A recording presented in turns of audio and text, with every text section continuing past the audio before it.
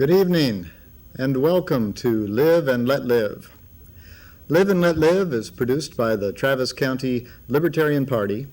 My name is David Eagle. I'm the chair of the Travis County Libertarian Party, and this is the July 22nd episode of Live and Let Live, being produced live here today.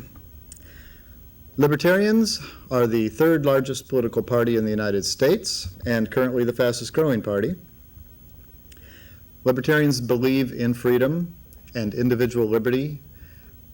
We believe in that phrase, live and let live, that each person should be able to live his or her life the way he or she chooses, so long as he doesn't interfere with another person's right to do the same. Our contact information is you can call us at 467-1776, or you can visit our website to get more information about us and find out whatever the most current events are that are coming up. You can go to austinliberty.org, austinliberty.org. I see that it's on the screen there. Our next meeting will be August 1st. We generally meet the first Tuesday of each month. Everyone is welcome, and we usually have a program, especially during the campaign season, which is going on now until November of this year. This is the hot time, and in fact, we've got a very good guest for our next meeting. His name is Jim Skaggs. He's a past executive at Tracor, and he's now head of a group called ROAD, which is opposing the current proposal for light rail here in Austin. And apparently Jim Skaggs is going to tell us about the very good reasons that they have for that and why it is not economic here in Austin. So you're all invited to come out to that meeting. Again, it's August 1st. The meeting starts at 7 p.m. And this month's meeting will be held at the IHOP at the corner of Bee Caves Road and Mopac, just south of the river. I'm very glad to have with us here today in the studio, a fantastic guest. Her name is Maxine Barkan, and she is president of the Austin Area League of Women Voters. Welcome, Maxine. Thank you. Thank you for asking me. Well, can we start off? I'd like to find out, what is the League of Women Voters? Well, the League of Women Voters is an 80-year-old organization that was formed out of the Women's Suffrage Association and worked very hard for the amendment, constitutional amendment of the United States to empower women to vote, and that was in 1920. So in the scheme of things, it's not that long ago as time goes. So women did not enjoy the franchise before 1920. So the United States was really not as liberal in its allowing everybody to vote as they might have been. And women had to struggle for many, many years in order to overcome prejudice in allowing them to vote. All right. And the Austin League was founded in 1919, and we're 80 years old, as is the League of Women Voters of Texas, our state organization. And the League of Women Voters of the United States was founded in 1920. So we're a little bit older here than they were nationally. So the Austin area League of Women Voters is really quite established, and they've been running continuously for that whole time. Continuously. And some very historical women have been members of this organization. Well, since you got the right to vote now, what other areas of activity have you expanded into? Well, the League is actually, our purpose is to work to promote political responsibility through the active and informed participation of all citizens in government. And we do work both educationally, and we do work for issues that we have studied and take stands on after we've studied them. Okay, so you can take stands on some issues. I assume that most of the time these issues are going to be procedural issues, or can they be really substantive? Oh, they're substantive. For example, you just said that you were going to have somebody talk about light rail. Well, I was chair of a study of the transportation of the Austin area in the middle 90s, and we had what we call a Facts and Issues, that is an educational publication describing all the research and interviews that we had conducted for that study. Then we posed questions on the basis of the study to our members in small groups so that they could reach consensus. We don't vote on those things. We reach consensus whether or not they agreed with the issues that we came up out of the study. And as a result, we have about I think about 10 positions related to transportation in the city of Austin. Actually, I'd like to see that. If you've got paperwork on that, I'd love to see it. Yes, and I was hoping that you'd have, what we do, by the way, when we have an issue that's controversial or it's coming up for a vote, we have pros and cons. And I certainly hope that, if I may say so, that if you hear one side, that you'll hear the other side so you can make an informed decision when the vote comes up in November. Okay, so we'll have to get somebody to come to our meeting who is in favor of the light rail too and come talk to us. I recommend it highly. All right. Because I think that only in that way can the citizens be informed. All right. Well, that sounds good. It doesn't mean that that it's one side or the other, but it gives you it gives you a good perspective. Well, the League of Women Voters here in Austin, how often do they meet? We have two different kinds of meetings. We have small group meetings once a month, two in the daytime and one in the evening. And then we have general meetings, and if I may take the opportunity, since I'm here on the air, Sure, go right ahead. Saying that our first meeting of the year we feel is going to be very exciting. We will be celebrating our 80th anniversary, actually 81st, since this is the 2000, with our annual fall coffee that we have. Will be at the First Unitarian Universalist Church at 4700 Grover on Sunday afternoon, September 10th. From 2 to about 4:30, and we invite the public. We're having Dr. Nikki Van Hightower from Bryan College Station come and talk to us about the effect of women in government and in life. Oh, that's great. So that does sound good. Yeah, we're hoping it is. But then we have general meetings. Mostly, they're generally speaking on the issues that we are currently studying, but not necessarily so. If I may say, this just is hot off the press, if I show it up.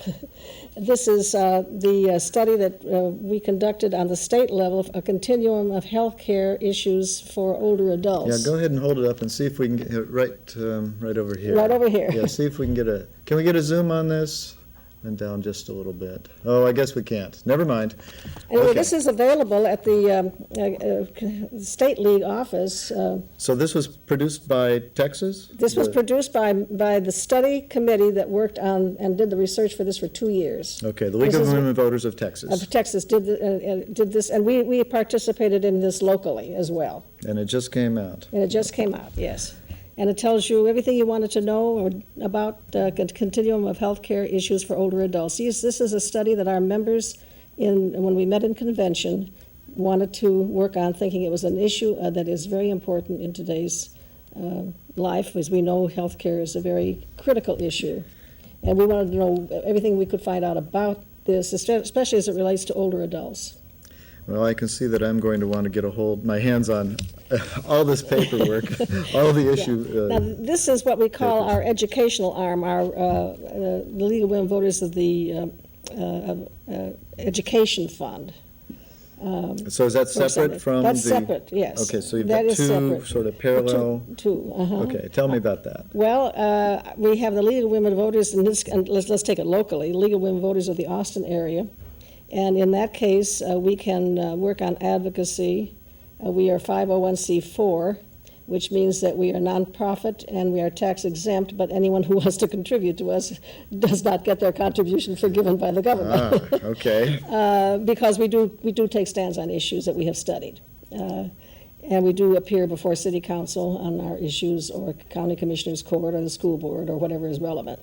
Then we have the League of Women Voters of the Austin Area Education Fund, and that is strictly a 501c3 in which we do studies that are educational in nature. We put out, and I don't have it because it's being printed right now, the newest version. We put out a directory of your elected officials That'll be available in about a week or so.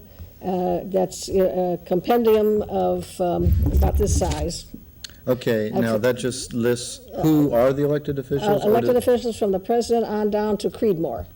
Okay, In Travis County, every governmental body that has an elected official is in that pamphlet, and how to get in touch with them.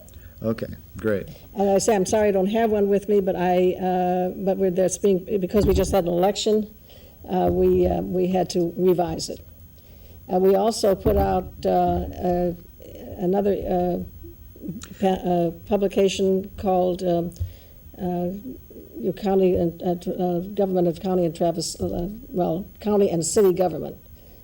Tells all the agencies and all the Okay, so there's governmental agencies. the elected officials, and then there's the bureaucratic arm Right, of the government, and all right. those people that you might want to contact as Right, well. Right. And I notice you've got a pamphlet there, how to write government officials. Yes, so this comes from the League of Women Voters of Texas. This is fairly new. It's how to write, what's the right way of writing your government officials? By government officials, do you mean the elected officials or Yes, the bureaucrats? These are elected officials. Okay.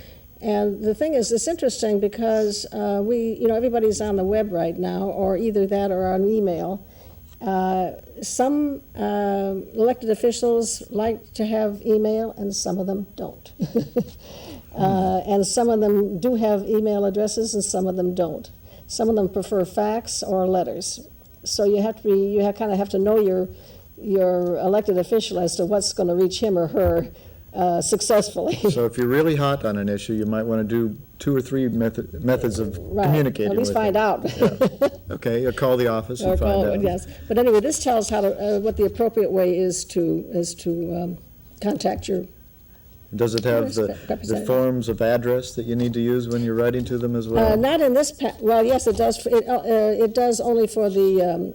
Yes, in general. But the State League also puts out a publication before every, after the November election, for every state official, elected official, with maps and diagrams and everything else on the state government. In other words, and the state, they're always available at the Capitol. And that tells you how to get in touch with all of your state officials. Great. Okay, you were about to pick up another I was about to document pick up my over answer, there. pride and joy. Now, so let me ask you that. please do. It looks like the voter's guide there, and I'm about to ask, when are you going to start preparing the Well, fall's voter's guide? The one I have right now, of course, is from the May May election, which looks like this, in case anybody doesn't see it. We print about 25,000 of these. That's all? You mean, Would you like to help us distribute it? you mean, see, I would have thought that every voter should get a copy Well, we of the would voter's agree. guide. We would agree. We are constrained partly by finances, because this is part of our education fund money. We have people, you may know that we have, notice on the front page here, we have people who have contributed to the publication of this publication. Sponsors? Yeah, they have made monetary contributions. Okay. Also in some in kind. Well, I think we have one in kind. The League of Women Voters have started doing, I think we were the originators of the Voter's Guide. Yeah, I don't know if there's anyone else who puts out a voter's guide. There are a lot of people now who put them out, but they're not in the same format. Some do them with parties, with candidates that they like. Oh. Or some tell you that these are the candidates you ought to vote for. That's not the same. That's not the same. And some of them, the way we do it, and have done it for 100 years, well, Almost. long time, is we ask questions, pertinent questions of each candidate in whatever race they're running in. We usually ask about maybe 4 or 5 current issues that we think most people are interested in finding out about. We do not edit their comments. The way they write them is the way we print them. The only limitation we do is because of space constraints, and people don't like to read forever anyway, we limit it to 75 words. And if they go on that You just cut it off We at the cut it off. 75th word. 2 little slashes does it. And we've sort of trained most of the candidates not to go over 75 words. Because it looks so funny when you get cut off in the middle of a sentence. It does, and we it's in the instructions on how on doing that. We also if ask questions or do pros and cons and background information on any amendment to the Constitution on the state level. When that comes up in the odd November, no, that'll be in the year from now. Okay, you've brought up a couple of points then that I want to talk about. First of all, I want to talk about the amendments to the Constitution. I'd like to ask who you poll to get the input about the pro and the con on that. But I also want to ask, and I don't want to forget, because if I don't ask them both at the same time, I'll forget. The other thing I want to ask is I want to get more information about the schedule of when this voter's guide is being prepared and when it comes out, because, I'd like to make sure that all of our candidates get a chance to answer these We will questions. make sure that, well, they will. They're sent, the letters are sent to all the candidates certified mail. Great. And if we don't hear from them, we call them. Well, if they don't answer, I'm going to call them. So there's no excuse, is what I'm telling you. That's the way I feel Right about now, it. we are going, on August 7th, we are going to start working on the questions that we will be asking the candidates that will be running for office in November. Now, the State League will be asking questions of the candidates that are running on statewide races. We will be asking questions of all the candidates, like the state representatives, the state senator, if he's running, and The sheriff, all the local races. all the sheriff, all the local races, constable, whoever, and our congressman, whoever's running for our congressman from District 10, and we will be asking questions. The questions are formulated by a committee, and it's sent to our board of directors for approval. So it goes through a process. The questions, what we call our voter service chair, then compiles all that information and puts them, does the format to put them in this publication. And she does this.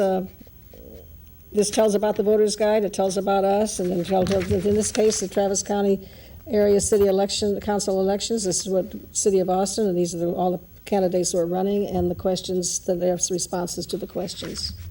Okay, so the questionnaires are going to be sent out August 7th? No, they're going to be formulated August 7th. Oh, okay. They will be sent out, can't give you a precise time, but they will be sent out. We usually try to give them a couple of weeks, at least 2 weeks.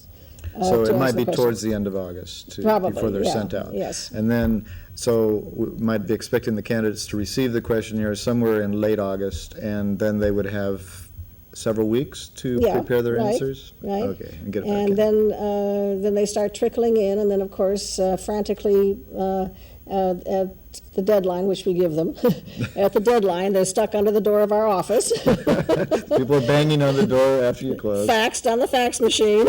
Well, where is your office? 1011 West 31st Street. It's just off Lamar. Can I come down there and get some of these issue papers and stuff from you, or should I just call up and ask you to mail to me? We are a strictly volunteer organization. We have no paid staff. Mm-hmm. We operate our office on the grace of our volunteers and we're very fortunate if they come, we're open 3 days a week. So you may call me at any time and I can make arrangements for that. All right, good. And we will certainly put you on the list for receiving a voter's guide. I want to get back, though, if you don't mind, before we're leaving the voter's guide.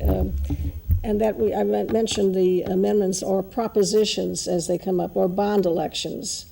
What we do is research all the information we can get on the whatever that issue is. Get the background information and what this is about, and the bond language or the amendment language is printed also. And then we do pros and cons. What's good about it, and what are the problems with it. And that allows people to decide what they want to do in terms of voting for or against. Right, that is one thing that I wanted to inquire into about, where it's great to present both sides of the issue. The one thing that I'm a little bit concerned with is that I've seen sometimes both sides of an issue presented, and my stance wasn't in there because I wasn't A or B. I had a different opinion entirely, or I might be opposed to it, but for a completely different reason than what was expressed. And so I love what you're talking about, that you come out with something that's informative on both sides, and you're trying to get people to actually consider the issue from both sides and have the information that they need to make an informed choice. And so my question is, how or who do you poll or who do you talk to get both sides? Or is that all done internally inside the organization? We go to different sources. I was trying to give a concrete example. There was an issue that came up twice in the constitutional amendment that was never passed. Nobody knows why. In order to allow the University of Texas to do business with South Africa, and because they were prohibited during apartheid. And now that apartheid's over. It was over, and unfortunately, it was a constitutional amendment, which is almost, it's very difficult to undo once you've done it.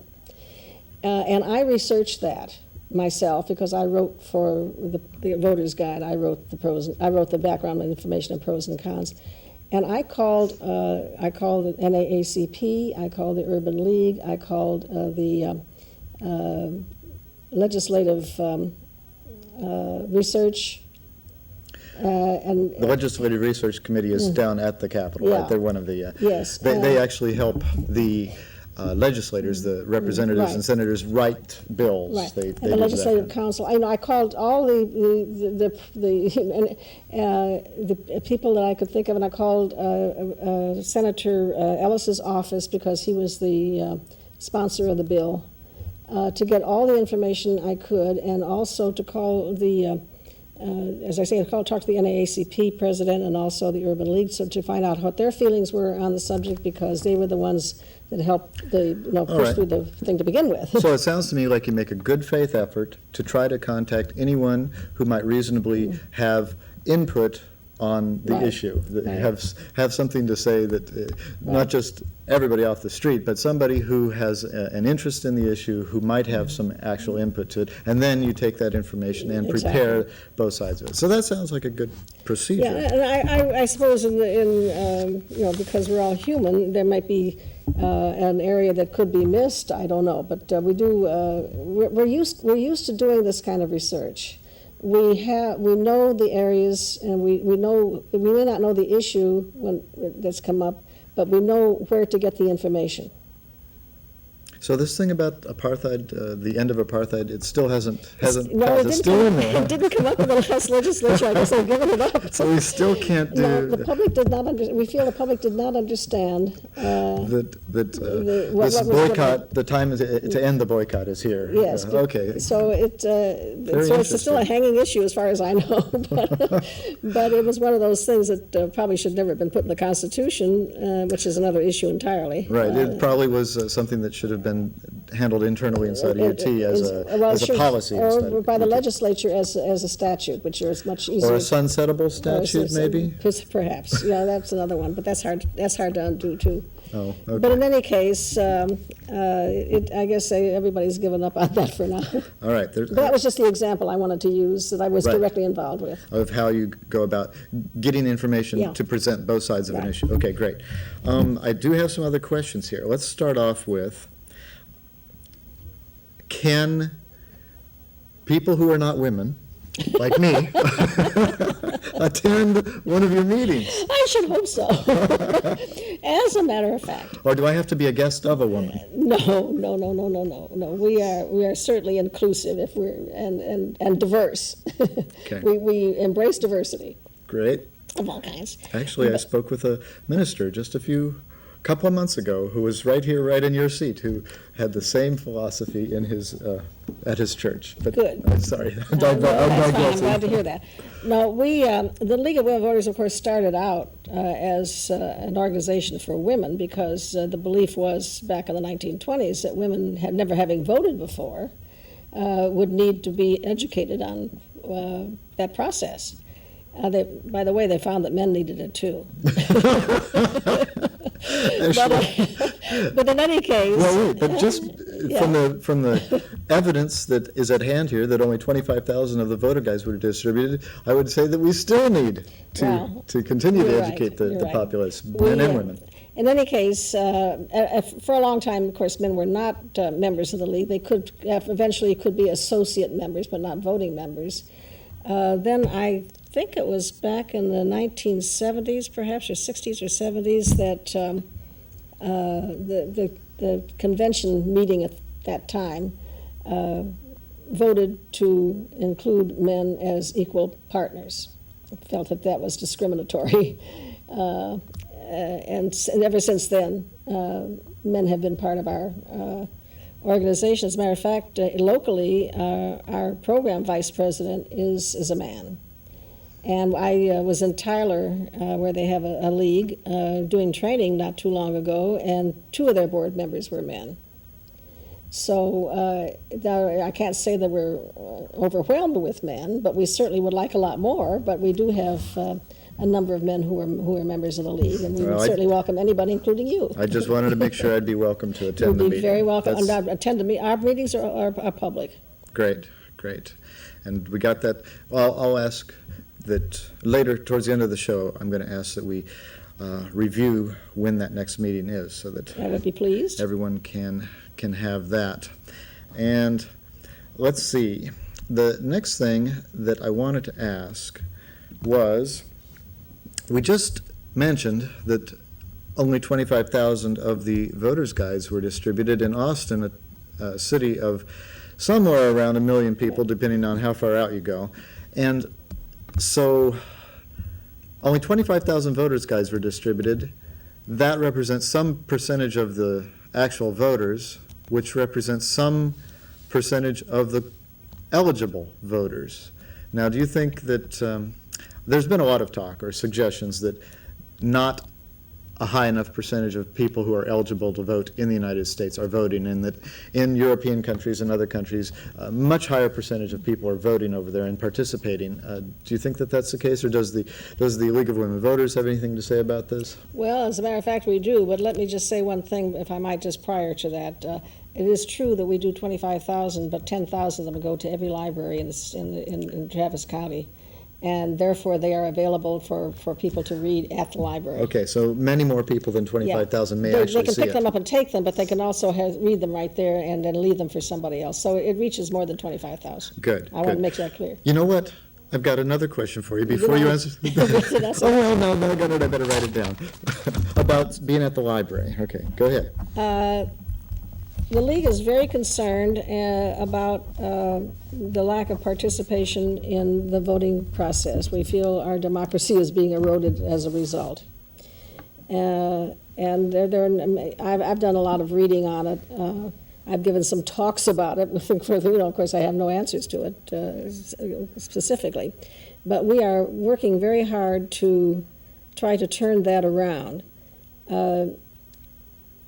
People have kind of lost confidence in their government. They don't trust the government. This has been said over and over again by researchers who've talked to people.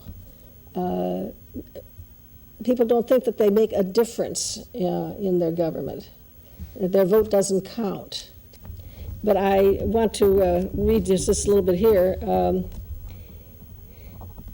In 1998, 36.4% of the voters went to the polls to cast their ballots. Now, 1998 was not a presidential year, but in 1996, less than 50% voted in the presidential election. So that's no great thing either, although it's better than other times. In this case, in 1998, that's the lowest voter turnout since 1942. But even though people say my vote doesn't count, this is something, some historical evidence that the National League whomped up, and I'll just tell you what it is. Just to give you a perspective.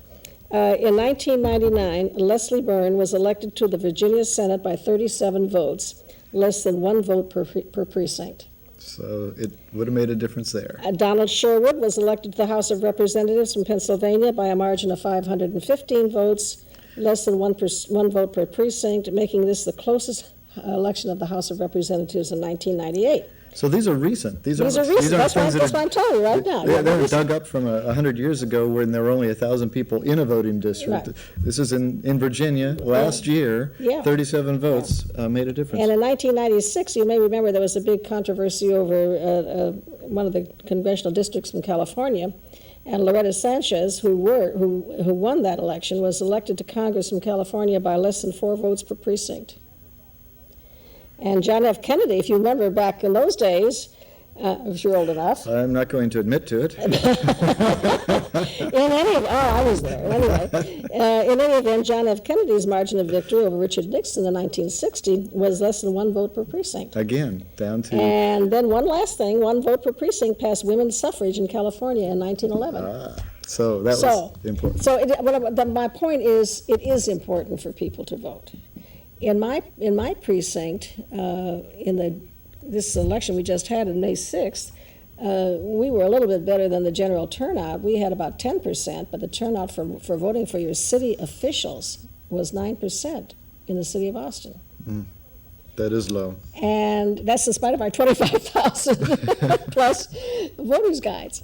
But we've got to turn that around and have people have confidence in the system. And what we're trying to do, and this is the League of Women Voters of the United States is embarked on a program called "Take a Friend to Vote."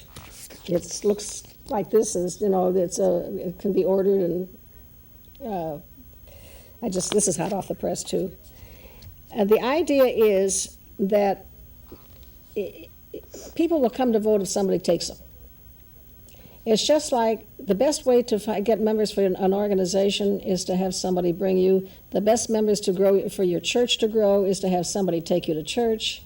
All the other efforts are not will not do the trick as much as I'm going to go and vote. Let me take you. Yes, if somebody you know asks you, you're much more likely to come. So we're going to be advertising this all over the place. And also, the other thing is, you may have to ask that person 5 times. And they may not come the first time. My sister's in marketing, and she's told me repeatedly that if I want the Libertarian Party to be effective with their advertising, they have to repeat it so that each person sees it 7 times. And then they'll be, they might be interested. And the first couple of times they see it, they go, that sounds interesting. And then you nag them a little bit more, and finally they'll write it down and they'll act on it. It takes several times to do it. And so, but I would hope that you wouldn't have to nag your friends that many times before they'd actually come around and decide, okay, let's go vote. Well, the other thing is that it's the younger generation that's not engaged in the political process. And some of our young, I don't know whether I'll get shot for this or not, but our young high-tech people don't see the importance of voting, although I think they're beginning to be a little bit more involved than they used to be, because now they're realizing an obligation to the community, which includes political participation. And then people say, well, I don't want to have anything to do with politics. Thinking it's a dirty thing. Well, politics are really not dirty. Politicians have gotten a bad name. They've gotten a bad name, and unfortunately, one of the things that has helped that along is the enormous amounts of money that are given to them to run for office, and I work on that. And if I can interject here, a lot of libertarians also have that very strong feeling that there's, there is this dirtiness about politics, and there's so much that has gone wrong, and yet when we organize as a party to try to do something about it, we want to do something about it. We want to clean it up, and the only way to clean it up is to become a politician, to participate in the political process. And so now you're going to be branded with that word that already has the negative connotation, and you've got to accept it and clean up the name by your own actions. Well, I think that's true. And my feeling is, I'm convinced, and I've been around the block a time or two, but I'm convinced that nobody runs for office that doesn't want to do something good, or very few would run for office, I think, that doesn't want to do something good. In general, it doesn't pay all that much. The city council here, for instance, they're supposed to be part-time, but their workload is very heavy, and they get $30,000. Granted that they also have their other businesses, but their other businesses don't get their full attention. Yeah. So they're not as effective in their business as they were. And the state legislators get a per diem, and I've forgotten what the per diem is now. It used to be $7 a day, but it must be more than that now. That was in the olden days. But they get a per diem and they don't get a salary. And yet... and you know what, if I were a state representative, I would be upset when the governor keeps extending all these special emergency sessions, because, you're supposed to be able to come, do your job, get it done. The whole idea is to have citizen legislatures, and that's why they wrote the Texas Constitution the way That's they did. correct. And you're supposed to come, do your job, get it done, and go back to your farm or your business or whatever, and not be there in the heart of the beast. But I hate to tell you this, but it doesn't work that way. Yeah, it doesn't work that way now. There is the interim. And the interim means that there are committees working because they have to prepare for legislation for the upcoming 120 days. I see. And then issues today are very complicated. And legislators are meeting all during the, I'm not saying every day. They have to maintain a staff. The staff works every day. 40 hours a week, because the workload of carrying on the business of the state is very complicated. So your legislator is not just there for the short few months every other year. They are there otherwise because they have to be. Okay. We probably don't want to get off onto that. We don't want to get off onto that. Because the libertarians are all going to claim that they made it complicated and it's their own dang fault. We're not going to follow that. Yeah, we won't go that direction. But let's see. You talked about this, about the Power One, but was there more inside this? Oh, I see. That is. I opened this up so I wouldn't forget to. But we also have a little "Take a friend to vote." Is that a bumper sticker? It's a bumper sticker. Okay. Do you think it'll work? Yes. Yes, I do. But I was very heartened, I must say, because as I said, young people are not engaged in the political process as they used to. It's just not in their sight. But I was very pleased to have been asked to come and talk about voting participation last spring by one of the largest sororities at the University of Texas. 100 girls were there. Now, I don't know if anyone's going to go out and vote in November, because they were most all over 18. But maybe we planted a seed, and one of our members who's working directly in this area of voter participation for this upcoming election, is meeting with a young man at the university to work on making them aware of the process. So we're trying to make inroads into our young population. When I was growing up, we had our family dinner table, and we had a family dinner table every night, without question.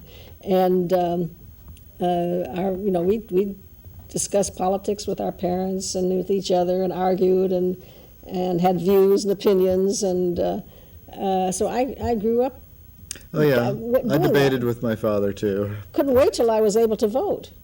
And I got to see my dad debate with my grandmother, too. So there was 2 generations Yeah. of debate going on. Well, but there are families where those issues or those things are never talked about, because I've talked to people who say, no, my family never did that. And that's, again, the home is where a lot of those things begin. A lot of those habits are made. We have, in our street, we have 2 young men in our precinct who vote in every election, and they're very proud of it. They would not miss an election for the world. But they're sort of rare. I never see the man next door, for example. Yeah, I would be interested in seeing the demographic breakdown there about the voting by age group, because I do think, or just my impression, is that the older generation does tend to vote more, or has a higher percentage It's of true. voters. It's been researched. And that there is a lot of, Yeah. the AARP has a lot of clout, that sort of thing. Yeah, no, there was research done on that, and there's a book put out by the University, Northwestern University School of Journalism on that issue. Called, I think it's called the Non-Voting Public or something like that, which I read. Okay. And people are really, trying to bring it to the forefront. All right, let's see. Have we given the information? We've given the information about your meeting times, and we're going to repeat that a little bit later.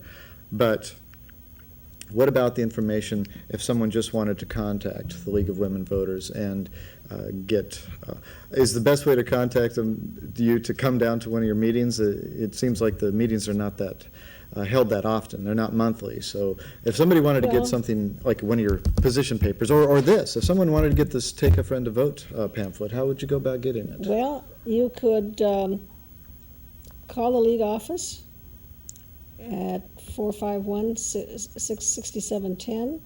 If no one's there, there's an answering machine that's monitored. And I don't mind saying people can call me at home. My number is 445-6743, and I don't mind if anybody calls me about league business, since we're not able to staff our office on a Well, 5-day that's how basis. I found out about you. Is I called the library and said, "How do I get a hold of the League of Women Voters?" they And told we have me a how to- website. Thank you for reminding me. I wanted to ask whether or not this voter's guide Is on the web. is on Yes. the web. Yes. It is on the web. Yes, and when you talked about the 25,000, I completely overlooked that.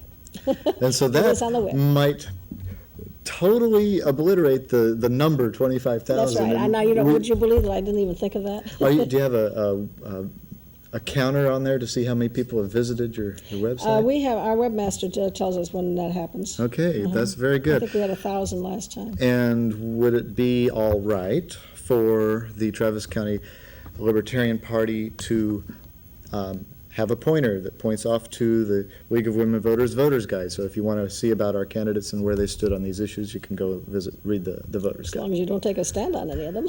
Well, yeah. Okay. But yes, because your party candidates will be in those, Great. in the voters' guide, as they were in here, if you had any. I think there were some. Okay. All right.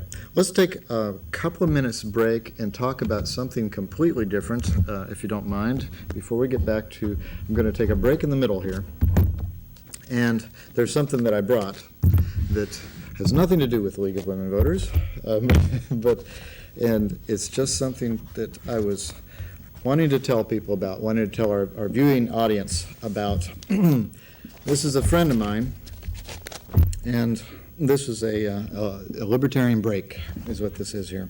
I was up in New Hampshire. As you all might know, New Hampshire did have a libertarian delegation for a few years. That was where more than one libertarian was elected to the state house. In fact, they had 4 in the state house at one time. And when they had 4, they went ahead and created a delegation. Now, by they, I mean the head of the State House went ahead and created a seating area in the House so that the Libertarians could all sit together and be a delegation, and they had an office and all that. And I went up there to volunteer to help them out.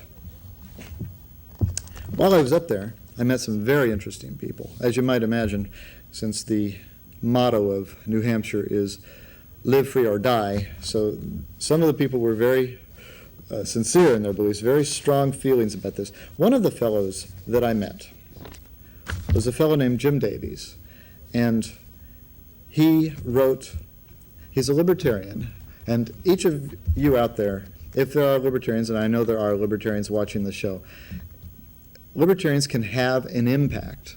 He wrote a weekly column in the local newspaper, and he kept it up, and he kept it up, and it kept getting printed over and over.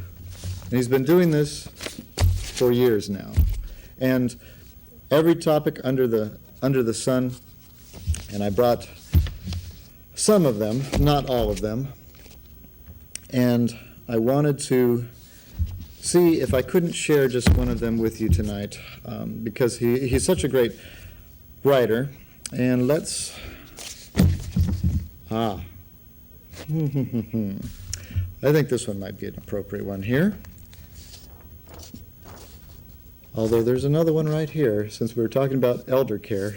Here's another one. The next one up is on alternative medicine. But this one right here is an article that he wrote on the social contract.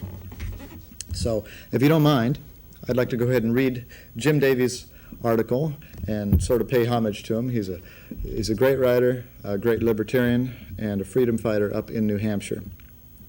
And we do have a few minutes to do that before we get back to wrapping things up with Maxine and our guest, the president of the Austin Area League of Women Voters. So here's Jim Davies' article from February 23rd, 1994, called, the name of his column is On the Other Hand, and this one is Our Social Contract. It's the glue that binds members of a society to each other and to their government, if any. It may or may not be written down, but that's what a social contract is. In America, it's supposed to be the Constitution. But as we've often seen in this column, our government routinely ignores, violates, and tramples upon that. It is our de jure social contract, for sure. But alas, it's not our de facto one. It no longer governs everyday life, alas. The real practical everyday social contract here is such a shocker that the government tries to keep it well hidden. Instead, it lets it drop on us gradually in small doses, especially during our 12-year exposure to its propagandists in government school. If we were to see and consider it as a whole, we peasants might revolt. However, well, now this is interesting.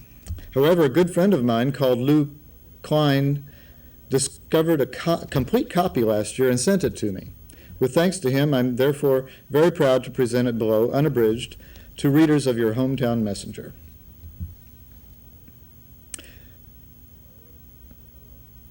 Oh, you know what? I think it's a farce. Whereas I wish to reside on the North American continent, and whereas the U.S. government controls the area of the continent on which I wish to reside, and whereas tacit or implied contracts are vague and therefore unenforceable, I agree to the following terms. I will surrender a percentage of my property to the government. The actual percentage will be determined by the government and will be subject to change at any time. The amount to be surrendered may be based on my income, the value of my property, the value of my purchases, or any other criteria the government chooses. To aid the government in determining the percentage, I will apply for a government identification number that I will use in all my major financial transactions. Item number 2. Should the government demand it, I will surrender my liberty for a period of time determined by the government, and typically no shorter than 2 years. During that time, I will serve the government in any way it chooses, including military service in which I may be called upon to sacrifice my life. Number 3, I will limit my behavior as demanded by the government. I will consume only those drugs permitted by the government. I will limit my sexual activities to those permitted by the government. I will forsake religious beliefs that conflict with the government's determination of propriety. I acknowledge that more limits may be imposed at any time. Number 4, in consideration for the above, the government will permit me to find employment subject to limits that will be determined by the government. Those limits may restrict my choice of career or the wages I may accept. Let me skip ahead to number 8. The government will determine whether I may vote for certain government officials. The influence of my vote will vary inversely with the number of voters, and I understand that typically it will be minuscule. Uh-oh. We just had a talk about that. I agree not to hold any elected government officials liable for acting against my best interests or for breaking promises, even if those promises motivated me to vote for them. Number 9, I agree that the government may hold me fully liable if I fail to abide by the above terms. In that event, the government may confiscate any property that I have not previously surrendered to it, and may imprison me for a period of time to be determined by the government. I also agree that the government may alter the terms of this contract at any time. And I'd like to remind the viewing audience that that was a libertarian break, and it doesn't imply anything about the stances of the League of Women Voters, and which we'll get back to right now. So, Maxine, yes, what can we do to review and summarize? One of the things I would like to mention that I have not, that is the voter registration. The League of Women Voters spent many years being deputized and registering voters. In fact, I have to say that many years ago, when there was a poll tax in Texas, the League of Women Voters was asked at Harris County, where we were living, to be deputized and sell. Well, I don't think we were deputized. I can't remember how we were selected, but to sell the poll taxes because we were the most reliable ones, and you know, the ones that they could feel would have no fraud in the process. So that's always kind of a shock to newcomers to Texas that we did do that. So you did participate in that? We did participate in that by request of the tax assessor collector of Harris County, Carl Smith, who said that we were the ones that he could rely on to do the job properly. But in any case, voter registration used to be a struggle. We used to do a lot of it here every year. But since the what we call the motor voter law was passed first it was passed here in Texas, but then it was also passed in the Congress a couple of years later. Anyone who gets a driver's license or renews it and goes in person to will be automatically registered? They have to ask if you are registered to vote and offer you a registration card. Okay. And also in some state agencies where people go for assistance, those who have trouble, you know, maybe they can't get to the courthouse to register, so if they have to go to one of those agencies, then they can be offered a card. Okay, so the motor voter thing just increases the exposure, the opportunities that you have to get that voter registration and card. As a result, there are last I heard from the county clerk's office, I think there were 90 to 95% of Travis County residents are registered to vote. Well, that's fantastic. I hope that every libertarian out there is registered to vote. And 80%, about 80% statewide. So registration right now is not a big problem. Okay. But we're going one less thing to worry about, right? Well, but the thing is that you can register to vote all you want, but if you don't go to the polls, it isn't going to make much difference. So we are renewing our effort to make sure that everybody is registered to vote. We were asked to, as a resource for the Austin Housing Authority, for them to work with residents in their 19 housing projects, which they did before the May election. We gave them some pointers on how to do this, And they did, and they were fairly successful in some of their housing projects. So we are going back to registering, but registering with also the implication and the message that you need to vote. All right. A couple of quick questions. We have a few minutes left.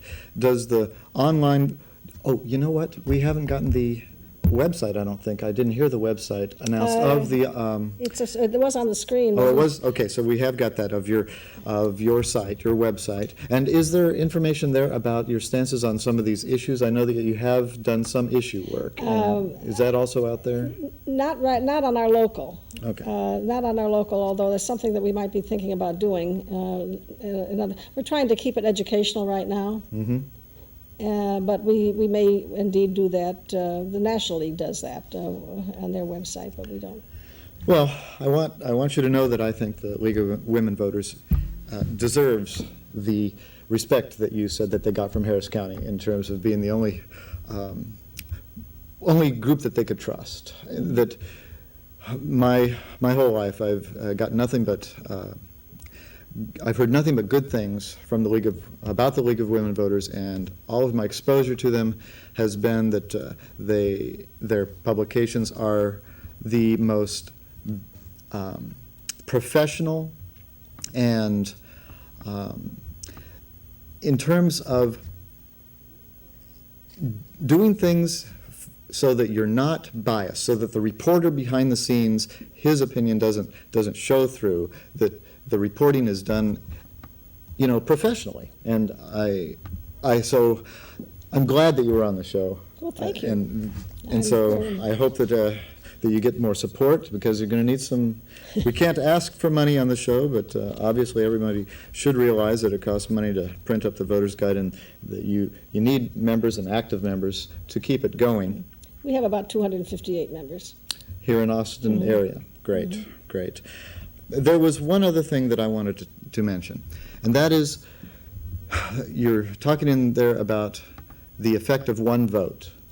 And it is true that one vote can have an impact.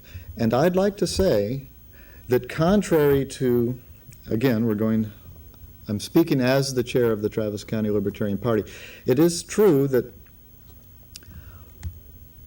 the Libertarian vote, a vote for a Libertarian candidate, has even more impact than someone else's vote, than a vote for one of the older party candidates, because we are moving into a position to become, if we get to a point where we repeatably and predictably control the margin, in other words, we're getting 6 or 7% of the vote all the time, and it's usually the case that neither the Republican nor the Democrat gets over 50% of the vote.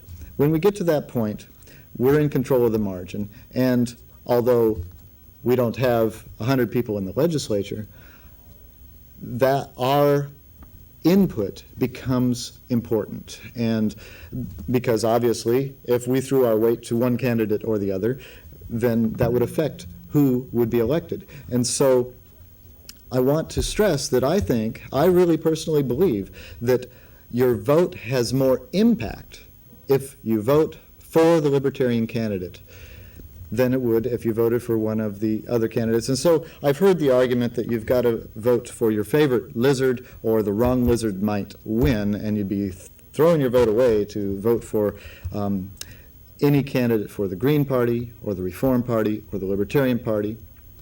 And I simply don't believe that that's true, especially with respect to the parties right now, like the Libertarians and the Greens, that are moving into a position where we can very much have input into the process.